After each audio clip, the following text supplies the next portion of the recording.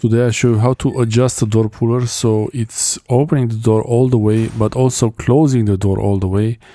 And you can adjust the door puller screws number 1 and 2, or the sweep and this closing, the last closing action there, and it's working pretty well. But if you see the arm itself, this one should be perpendicular to the door, perpendicular to the door puller. And I did a few holes extra before. There was another door puller before which had a different position. When these are installed, they have to be placed in a specific way, starting from the corner of the door so that you can open the door all the way, and also there is not too much tension when the door is closed.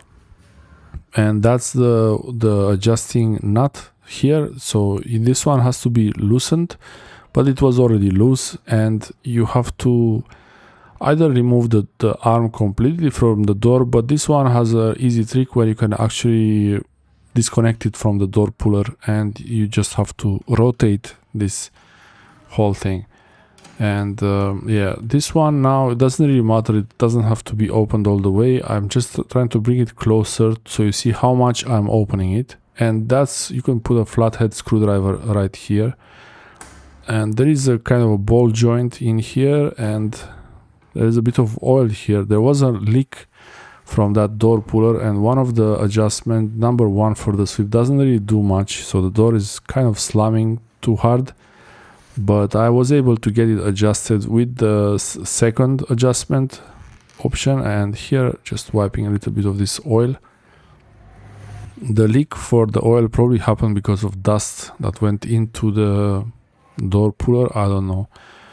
The oil seems to be clean, so that's not too bad, I think. But yeah, so I have the arm of the door puller. I can rotate it, and you see as I rotate it or unscrew it, clockwise it will get shorter and counterclockwise it will get longer. So like this I can adjust it, and the door puller arm will be in a resting state. It doesn't have to be in a tension, under tension when the door is closed, because you can't close the door more than when it's closed.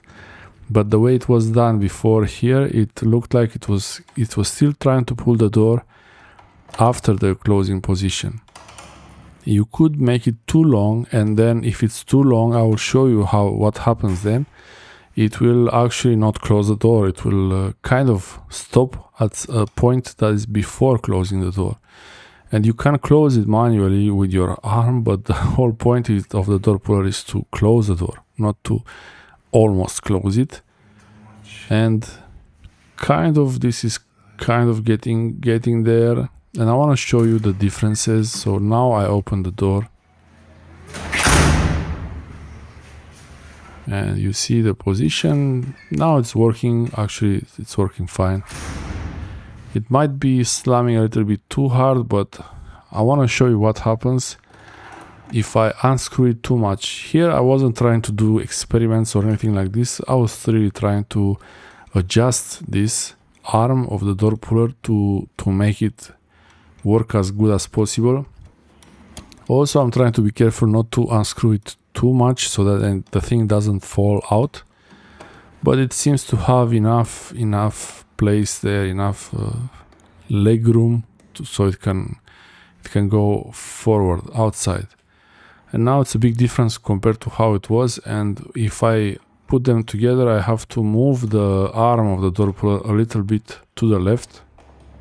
So now it's going to be not so good. It's actually this is not a good way to mount it, and I'll show you now.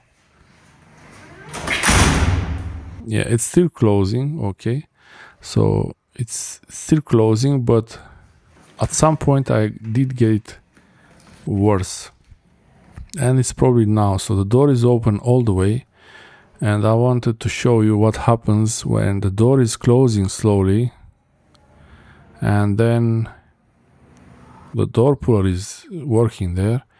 That's the normal position.